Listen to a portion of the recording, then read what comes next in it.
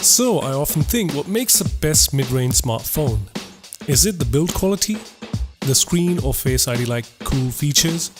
So I bring back the Mate 10 Lite from December 2017 to see if it really have the features that can still make it the best mid-range smartphone.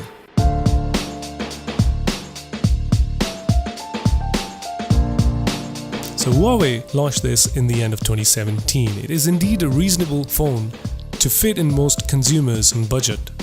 But with different prices, it still retails around $390, which is more than a lot of new budget smartphones.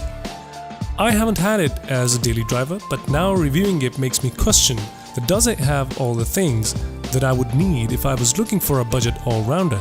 And I look at the design. In Prestige Gold, the design is impressive and strong with an aluminium build.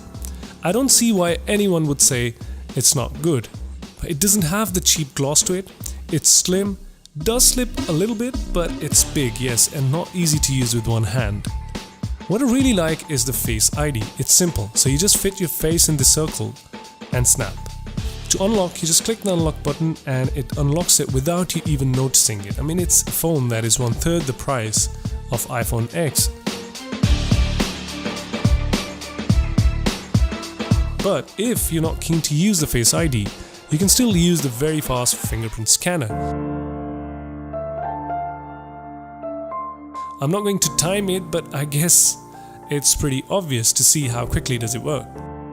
The big 5.9-inch screen, which is bright, it's colorful and has got good contrast. So around 500 nits of brightness, it makes it a good screen for both indoor and outdoor usage. I enjoy video, YouTube and gaming on it. Most apps and games I throw on it launches and runs without a jitter.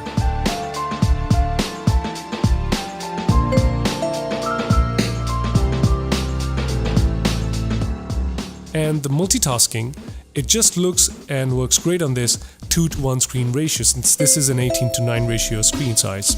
Now I know it is the IPS display and not the OLED, but it does what it should fairly well. Then we have the dual cameras that takes reasonable shots in usually high to mid light range, as you can see. The portrait shots does a fair job as well.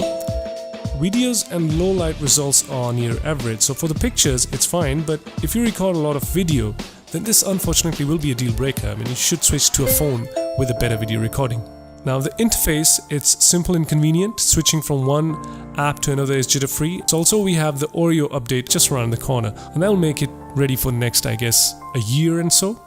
So it also comes pre-installed with App Twin, which will allow us to add more than one account on Facebook, etc. I don't use it, but it's just there just in case. Now the battery isn't fast charging, neither it is a USB-C, which is a disappointment. It takes around 2.5 hours to charge completely, which isn't up to the 2018 mark, I would say. But I charge it once, and then even after a whole day and a whole evening, usually around 18 hours down the line, it still has nearly around 30% battery. I mean, the battery management does a great job to compensate no fast charging. I've never really needed an extra charger either. At the bottom, we have a very average sounding single speaker, but so does most smartphones, so I'm not going to complain on it. Now all of this would suggest that undoubtedly the Mate 10 Lite has been a fairly good all-rounder.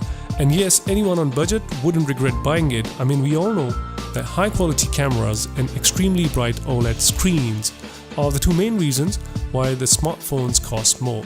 And if you can adjust to that, the phone in return will adjust to your budget. So near to 6 months, the Huawei Mate 10 Lite, you have done well. So if you like the video, hit like, subscribe and comment down with your feedback. We will be bringing you more tech soon. Till again, 4S Tech signing out.